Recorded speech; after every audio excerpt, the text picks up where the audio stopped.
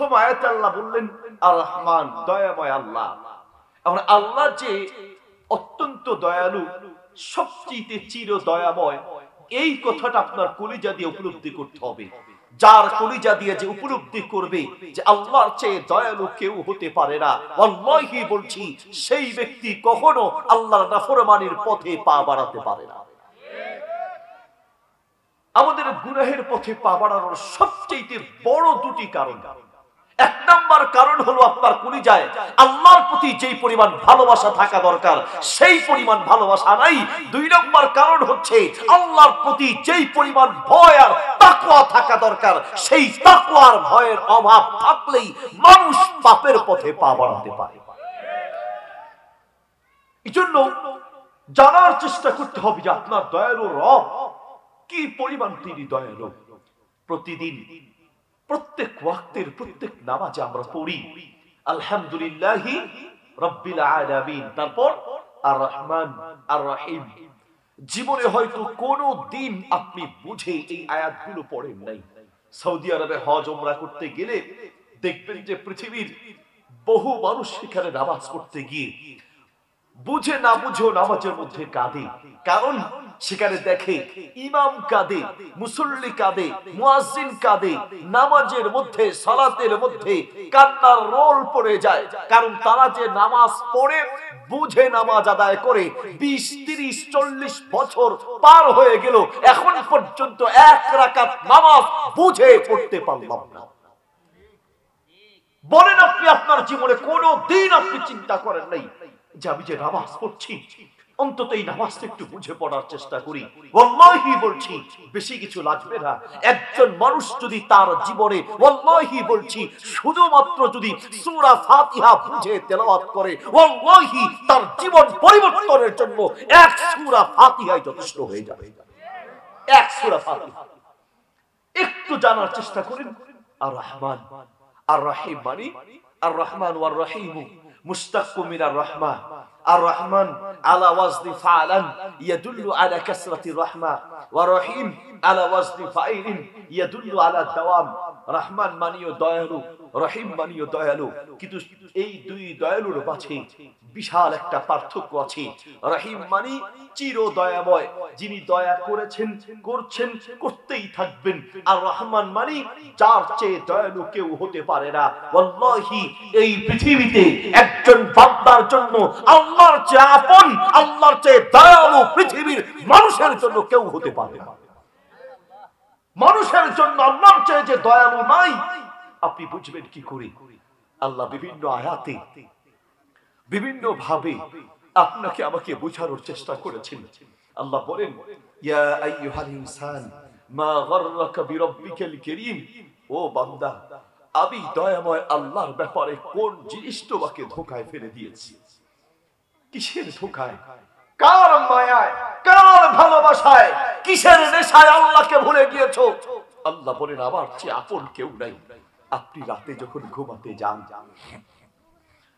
আপনাকে রেখে আপনার বাপ ঘুমিয়ে যায়, আপনাকে রেখে আপনার মা ঘুমিয়ে যায়, আপনাকে রেখে আপনার কলিজার টুকরা সন্তানরা পর্যন্ত ঘুমিয়ে যায়। আল্লাহ বলে বান্দা আমি তোমার এমন দয়ালু রব, লা তাখুযুহু সিনাতু ওয়ালা নাওম। আমি তোমাকে রেখে এক সেকেন্ডের জন্য আমি ঘুমাই না, সারা দুনিয়া তোমাকে রেখে ঘুমাই। আর আমি তোমার দিকে তাকায়া থাকি, আমি এক সেকেন্ডের জন্য ঘুমাই না। আমি যদি ঘুমায়া যাই তুমি বিপদে পড়লে তোমাকে কে সাহায্য করবে? সারা দুনিয়া তোমাকে রেখে ঘুমায়, আল্লাহ তোমাকে রেখে এক সেকেন্ডের জন্য ঘুমায় না। আল্লাহু আকবার। আল্লাহ যে আপনার কতটা আপন একটু নিজের বিবেকের কাছে আপনি প্রশ্ন করলেই বুঝবেন। রাতে আমরা ঘুমাতে যাই, ঘুমাতে গিয়ে মশার কামড় থেকে বাঁচার জন্য আমরা মশারি টানাই, ঠিক না? মশারি টানানোর পরেও মশারির ছোট ছোট ছিদ্র দিয়ে মাঝে মাঝে মশা ভিতরে ঢুকে যায়। একটু চিন্তা করেন তো, মশারির এই ছোট্ট ছিদ্র দিয়ে মশা ভিতরে ঢুকে গেল, কিন্তু মশারির ছিদ্রের চেয়ে নাকের ছিদ্র আরো বড়, মশারির ছিদ্রের চেয়ে কানের ছিদ্র কিন্তু আরো বড়। মশারির ছোট্ট ছিদ্র দিয়ে মশা ভিতরে ঢুকলো, নাক আর কানের এত বড় ছিদ্র দিয়ে মশা ভিতরে ঢুকে নেই। কারণটা কি? আল্লাহ বলে, বান্দা তুমি তো ঘুমিয়েছো, কিন্তু আমি ঘুমাই নেই। আমি সারা রাত ফেরেশতা দিয়া তোমাকে পাহারা দিয়া রাখি। আল্লাহু আকবার। আমি তোমাকে পাহারা দিয়া রাখি। আজ যাদের মায়ায়, যাদের ভালোবাসায় আপনি মাদকের সাথে জড়িত, যাদের মায়ায় আর ভালোবাসায়, যেই সন্তান আর যেই বিবি বাচ্চার মায়ায় পড়ে আজ হারাম ইনকাম করছেন, মানুষের মাথায় বাড়ি দিয়ে টাকা ইনকাম করছেন, সুদ আর ঘোষের সাথে জড়িত হচ্ছেন, আল্লাহর কসম এই সন্তান সন্ততি মাটি চাপা দেওয়ার পরে কেউ আপন থাকবে না। একজনও আপন থাকবে, কে আপন আছে? যান আমার কথা বিশ্বাস না করে আজ বিবিকে ডাকেন বাড়িতে গিয়ে, বিবি তোমার জন্য আমার জীবনটা শেষ করেছি, কলিজার টুকরা সন্তান, তোমাকে মানুষ বানাতে গিয়ে আমি আমার জীবনটা শেষ করেছি। আমি যখন মরে যাব, বিবি একটা মাত্র রাত আমার সাথে মাটির নিচে থেকো। কলিজার টুকরা ছেলে মেয়ে, একটা মাত্র রাত আমাকে, আমি যখন মরে যাব প্রথম রাত মাটির নিচে কবরে থাকতে আমি খুব ভয় পাবো।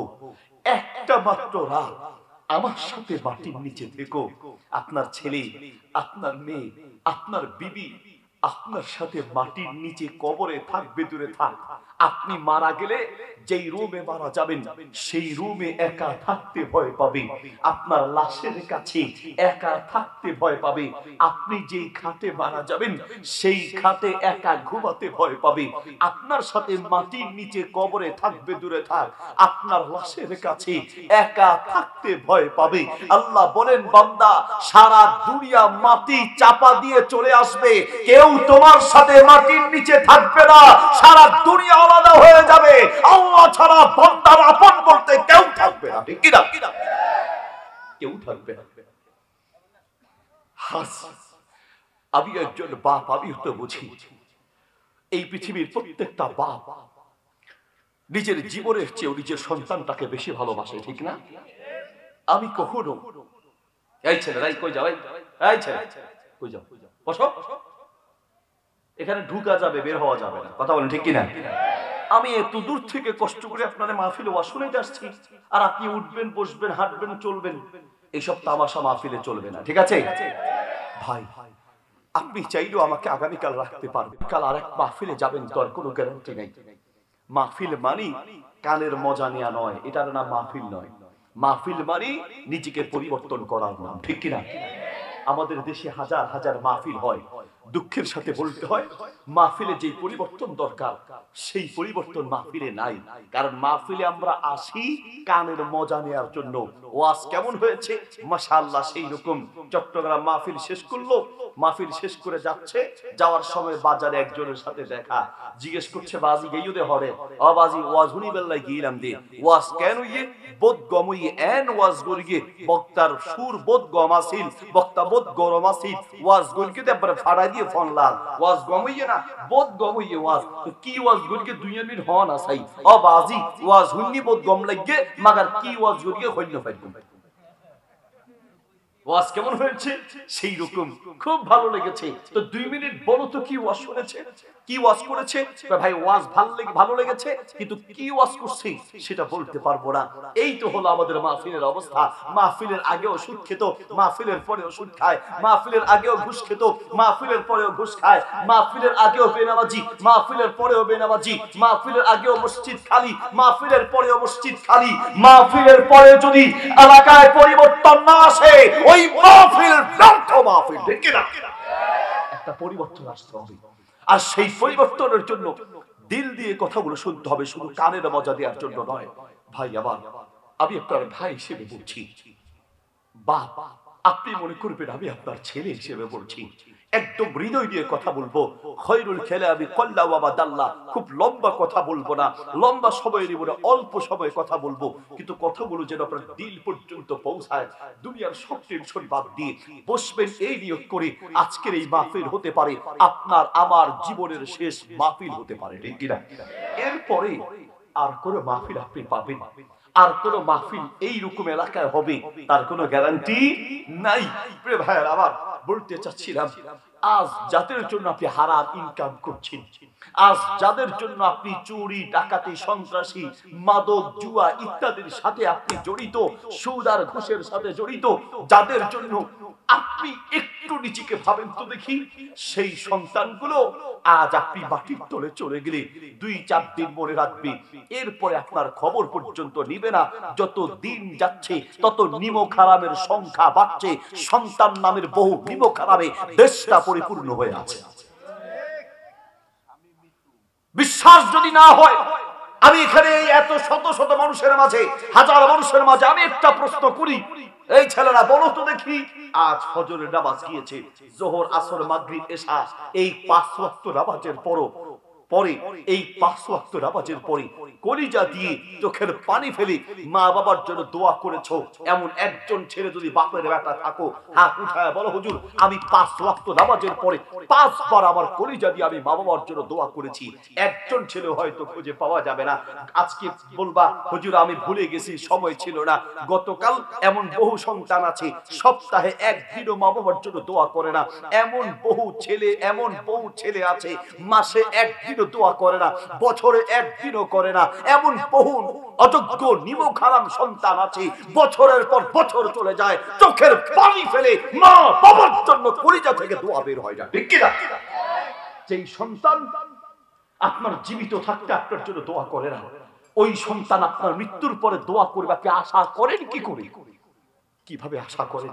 কার আশায় বসে আছেন আপনি? প্রিয় বাপ, একদম কলিজার কথা বলছি, বিশ্বাস করুন, সন্তান যদি জীবিত থাকতে আপনার জন্য দোয়া না করে, মৃত্যুর পরে সম্পদের ভাগাভাগিতে লিপ্ত হবে। আপনি বাপ কবরে কি অবস্থায় আছেন আপনার খোঁজ দেওয়ার টাইমটা থাকবে না। গত কয়েক বছর আগের কথা, ঢাকা শহরে এক ব্যাংকার মারা গিয়েছেন, কোটি কোটি টাকার মালিক। নরসিংদীতে তার বাড়ি আছে, ঢাকাতে তার বাড়ি আছে। মারা গেলেন ঢাকায়, তার লাশটাকে বিল্ডিং এর নিচে রেখে, 6 তলা না 7 তলা বিল্ডিং, উপরে বসে ছেলে মেয়েরা ঝগড়া করছে। এক ভাই বলে, নরসিংদীর বাড়িটা তোর, আর ঢাকারটা আমরা ভাগ করে নিব। আরেকজন বলে, না নরসিংদীটা তোরা নিবি, ঢাকারটার দাম বেশি, এই ঢাকার বাড়ি নিয়ে ঝগড়া। এই করতে করতে বেচারার লাশ বিল্ডিং এর নিচে গ্যারেজে রেখে ভাই বোন ঝগড়া করছে। 3 দিন পর্যন্ত ঝগড়া, তার ঝগড়াও শেষ হয় না, লাশও দাফন করে না। এলাকার লোকেরা চাঁদা তুলে তারপরে লাশ দাফনের ব্যবস্থা করেছে। এই হলো পৃথিবী, এই হলো দুনিয়া। আল্লাহ বলেন, ওয়ামাল হায়াতুদ দুনিয়া ইল্লা মাতাউল গুরুর। সারা দুনিয়া একটা ধোঁকা, সারা দুনিয়া একটা প্রতারণা, সারা দুনিয়া একটা ধোঁকা। ছেলে সন্তান বিবি বাচ্চা যা দেখেন, বিশ্বাস করেন আল্লাহর চাইতে আপন পৃথিবীর কেউ নাই, ঠিক কি না? আল্লাহর চাইতে আপন কেউ নেই। আমাকে গতকালকে একজন মেসেজ পাঠিয়েছে হোয়াটসঅ্যাপে, মেসেজটা এখনো আমার হোয়াটসঅ্যাপে আছে, আপনি দেখতে পাবেন। মার বয়স হয়েছে, মায়ের বয়স কত? 60 বছর পার হয়ে গেছে। বৃদ্ধা মা, অসুস্থ মানুষ, মাঝে মাঝে সেই ঘরে প্রস্রাব করে, বিছানায় না, ঘরে ঘরে করে। বাথরুমটা বাহিরে, বাথরুমে যে যাবে হয়তো বাথরুম পর্যন্ত যেতে পারে না, তাড়াতাড়ি প্রস্রাবে ধরে, অসুস্থ হলে যা হয়, তো তিনি ঘরে প্রস্রাব করেন। ছেলেকে তার বউ বলেছে, তোমার মা ঘরে প্রস্রাব করে, তোমার মা ঘরে প্রস্রাব করে গেলে গন্ধ লাগে, যদি তোমার মা আবার ঘরে প্রস্রাব করে তাহলে আমি বাপের বাড়িতে চলে যাব। ছেলে এই কথা শুনে মাকে গিয়ে ধমক দিয়ে বলছে, মা খবরদার, তুমি যদি এরপরে এখানে প্রস্রাব করো তাহলে কিন্তু তোমার খবর আছে। মায়ের উপরে খুব রাগ দেখালেন। মা তখন ছেলের উপরে খুব রাগ করে মা প্রচন্ড বদদোয়া করলেন। এখন আমাকে প্রশ্ন করে, মা যে এই খারাপ কাজটা করে, ঘরে প্রস্রাব করে, এই জন্য ছেলে যে বকা দিল, ছেলের কোনো অসুবিধা হবে কিনা বা এখানে করণীয় কি? আমি বললাম শুধু অসুবিধা নয়, যদি মায়ের এই বদদুয়া আল্লাহর কাছে কবুল হয়ে যায়, এই ছেলে দুনিয়াতে আল্লাহর গজবে পড়ে ধ্বংস হয়ে যাবে। নবী সাল্লাল্লাহু আলাইহি ওয়াসাল্লাম বলেন, ইউআজ্জিলুল উকুবাতা, এই পৃথিবীতে সবচেয়ে দ্রুত আল্লাহর গজব নাযিল হয় যেই পাপের কারণে, তার মধ্যে সবচেয়ে বড় পাপ হচ্ছে মা বাবার কলিজায় আঘাত দেওয়া। ঠিক কি না? সবচেয়ে দ্রুত আল্লাহর গজব নাযিল হয় মা বাবার কলিজায় আঘাত দিলে। সন্তান, কি দিয়ে তোমাকে বুঝাই? বউরা, মহিলারা কি ওয়াজ শুনতেছে? শুনতেছে? আমার গাড়ি আটকাইলে ছুটাই দিবেন, ঠিক আছে ইনশাআল্লাহ। আমাদের দেশের ছেলের বউরা ছেলেদেরকে হিসাব দেখায়। জানো গত মাসে তোমার মা বাবা কত টাকার ঔষধ গেছে, কত টাকা লাগছে, কত টাকার ওষুধ যায় মাসে, তোমার কি খবর আছে? বৌমা, তুমি হিসাব দেখাও, মা বাবার ঔষধের খরচের হিসাব তুমি দেখাও। কিয়ামত পর্যন্ত হিসাব মিলাতে পারবে না। আমি একজন বাপ, আমি বুঝি পৃথিবীর প্রত্যেকটা মা আর বাবা চির রোগী হয় তার সন্তানকে মানুষ বানাতে গিয়ে। সন্তানকে মানুষ বানাতে গিয়ে তোমার মা অসুস্থ হয়েছে, তোমার বাপ অসুস্থ হয়েছে, আর তুমি ঔষধের খরচ মিলাও। ঔষধের খরচ। একটা মানুষ ঘুমিয়েছে মাত্র 15-20 মিনিট পরে যদি সেই কাঁচা ঘুমের মধ্যে কেউ ডাক দেয়, মেজাজ গরম হয়ে যায় না? আরে বেটা, মাত্র ঘুমালাম, কাঁচা ঘুম, আর তুমি আমার ডাক দিয়ে আমার ঘুমটা নষ্ট করে দিলা। শরীর থরথর করে কাঁপতে থাকে।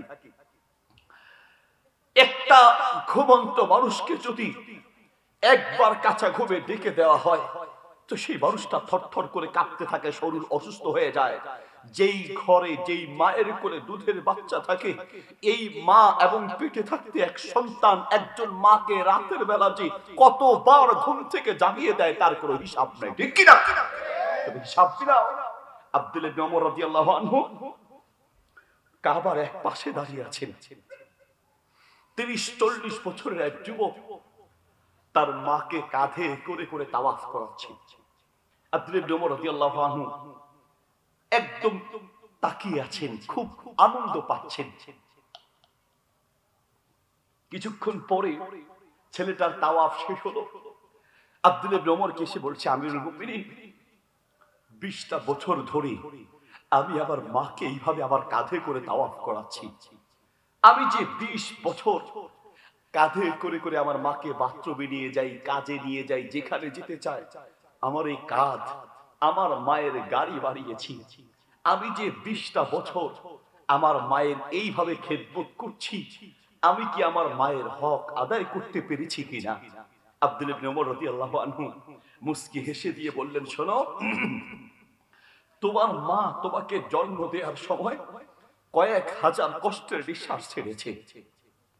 বর্তমান ডাক্তাররা বলেন একটা সন্তান জন্ম দেওয়ার সময় একজন মা কি পরিমাণ কষ্ট পায়। একটা জীবন্ত মানুষের হাত পা গুলোকে একসাথে ধরে টাস করে ভেঙে ফেললে একজন মানুষ যেই পরিমাণ কষ্ট পাবে, একটা মা তার সন্তান জন্ম দেওয়ার সময় তার চেয়ে বেশি কষ্ট পায়। আব্দুল্লাহ ইবনে ওমর রাদিয়াল্লাহু আনহু বলেন, তোমার মা তোমাকে জন্ম দেওয়ার সময় কয়েক হাজার কষ্টের নিঃশ্বাস ছেড়েছে। এই কয়েক হাজার কষ্টের নিঃশ্বাসের মধ্য থেকে একটা নিঃশ্বাসের হক আদায় করার জন্য যদি কিয়ামত পর্যন্ত তোমার মাকে কাঁধে বয়ে বেড়াও, একটা নিঃশ্বাসের হক কিয়ামত পর্যন্ত আদায় করতে পারবে না। ঠিক কি না? একটা নিঃশ্বাসের হক আদায় করতে পারবে না। মাঝে মাঝে তুমি বাম্পার দেখাও না, বিদেশ থেকে এসে ছেলে শ্বশুর বাড়িতে গিয়েছে। শ্বশুর বাড়িতে যাওয়ার, আমার ভাষাকে আপনারা বুঝেন, কথা কি বোঝা যায়? শ্বশুর বাড়িতে যাওয়ার পরে একদম উল্টা পাল্টা পিন দিয়ে ছেলেকে উল্টা পাল্টা বুঝিয়েছে। আসার পরে মায়ের সাথে গরম, মা জন্ম যেহেতু আমাকে দিয়েছো, তোমার হক আছে, হক আদায় করবো, কিন্তু আমার সাথে, আমার বউয়ের সাথে তুমি যে খারাপ আচরণ করো, আমার ছেলে মেয়ের সাথে খারাপ আচরণ করো, তোমাকে আমার সাথে রাখবো না, তোমাকে আলাদা ঘর করে দিব, টাকা পয়সা লাগলে দিব, হক আদায় করবো, কিন্তু আমাদের সাথে থাকতে পারবা না। ছেলে এই কথা বলার পরে কোন মায়ের কলিজা কি আর আস্ত আছে? ক্ষত বিক্ষত হয়ে গেছে। বহু মা বাবা যদি তার কলিজা বের করে দেখাতে পারতো, তো সেই কলিজায় দেখা যাবে লক্ষ লক্ষ দাগ পড়ে আছে, ঠিক কিনা? কাউকে বলতেও পারে না, সইতেও পারে না, কাকে বলতে? তো মা কথাগুলো শুনে থরথর করে কাঁপতে লাগলেন। বাথরুমে গিয়ে দরজা বন্ধ করে ইচ্ছা মতো কান্না করে অজু করে চোখের পানি ফেলে সেজদায় গিয়ে, আল্লাহ, আমার ছেলে হয়তো বুঝে নাই, আমার ছেলেকে তুমি মাফ করে দাও। আমি একটু আমার ছেলেকে এসে বললেন, বাবা তুমি আমাকে আলাদা করে দিও, অসুবিধা নাই, যেহেতু বউয়ের সাথে আমার ঝগড়া প্রায় লাগে, আলাদা করে দিও, অসুবিধা নাই। তবে শোনো, আমার একটা স্বপ্ন দেখেছি, আমার স্বপ্নটা একটু পূরণ করো। কি স্বপ্ন? বাবা বাজারে যাবে, একটা পাকা আম নিয়ে আসবে বড় দেখে, ওই আমটা তুমি বুকে নিয়ে ঘুমাবে, আর আমি স্বপ্নে দেখেছি বুকের উপর থেকে নিয়ে খাবো। আমি এটা স্বপ্ন দেখেছি, বাবা কোনো প্রশ্ন করবে না, এই হুবহু স্বপ্নটা পূরণ করো। আচ্ছা ঠিক আছে। মা বলল, বুড়া মানুষ, অসুবিধা কি? একটা আম নিয়ে আসলেন, আমটা পাকা আম নিয়ে বুকে নিয়ে ঘুমালেন। সকালে ঘুম থেকে উঠে মায়ের হাতে দিবেন, মা খাবে। যখন বুকে নিয়ে ঘুমালেন, 5 মিনিট যেতে না যেতে ঘুম আমটা পিঠের তলে পড়ে চ্যাপ্টা হয়ে গেল, নষ্ট হয়ে গেল।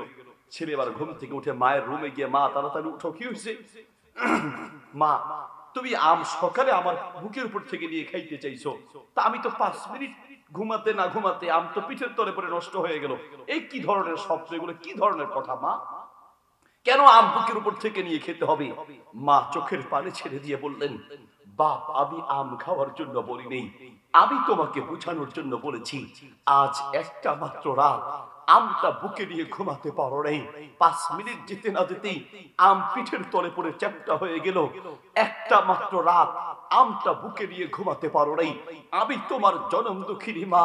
1 দিন 2 দিন নয়, 1 বছর 2 বছর নয়, তোমার জন্মের পরে আমি তোমাকে 4-5টা বছর আমি আমার বুকে নিয়ে ঘুমিয়েছি। আমি যদি তোমার মতো বেহুশ হয়ে ঘুমাতাম, তুমিও তো আমার পিঠের তলে পড়ে চ্যাপ্টা হয়ে যেতে। বউ কোথায় পাইতা, শ্বশুর বাড়ি কোথায় পাইতা, ঠিক কি না?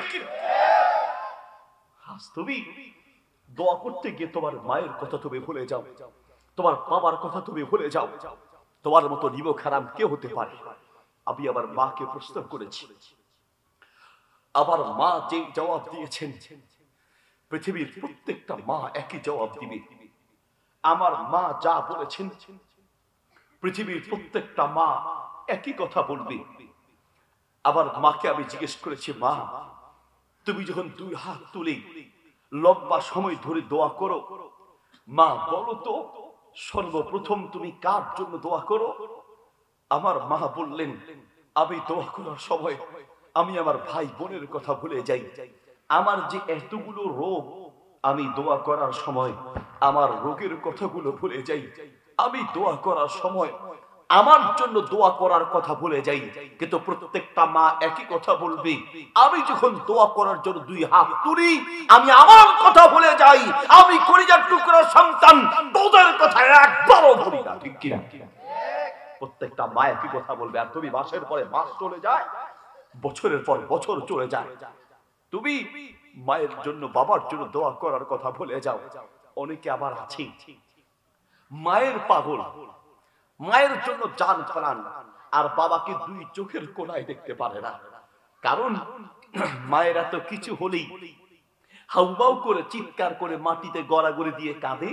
এই জন্য ছেলেদের কলিজায়, অনেকের কলিজায় মায়ের প্রতি ভালোবাসা থাকে, কিন্তু বাবারা তো আর চিৎকার করে মাটিতে গড়াগড়ি দিয়ে কাঁদে না। এই জন্য বাবাদের প্রতি সেই পরিমাণ ভালোবাসা থাকে না। শোনো, তোমার বাবা চোখ দিয়া কাঁদে না, বাবারা মাটিতে গড়াগড়ি দিয়া কাঁদতে পারে না। বাবারা চোখ দিয়া কাঁদে না, বাবারা কাঁদে চোখের বুদ্ধি দিয়ে নয়, বাবারা কাঁদে কলিজার রক্ত দিয়া কাঁদে, ঠিক কি না? কলিজা দিয়া কাঁদে, দেখাতে পারে না পৃথিবীর কাউকে।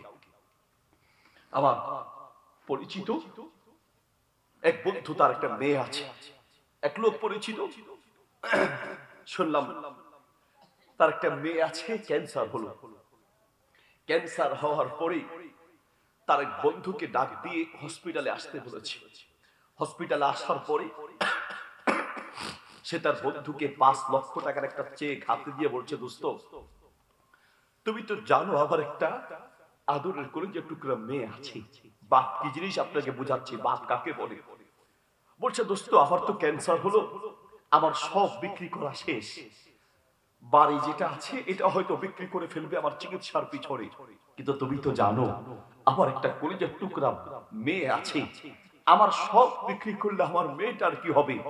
তুমি আমার বিশ্বস্ত বন্ধু, 5 লক্ষ টাকার চেকটা হাতে রাখো, কসম করে বলো আমি যদি মরেও যাই আমার পিছনে 1 পয়সাও খরচ করবা না, এই 5 লক্ষ টাকা আমার মেয়েটার ভবিষ্যতের জন্য রেখে দিবে।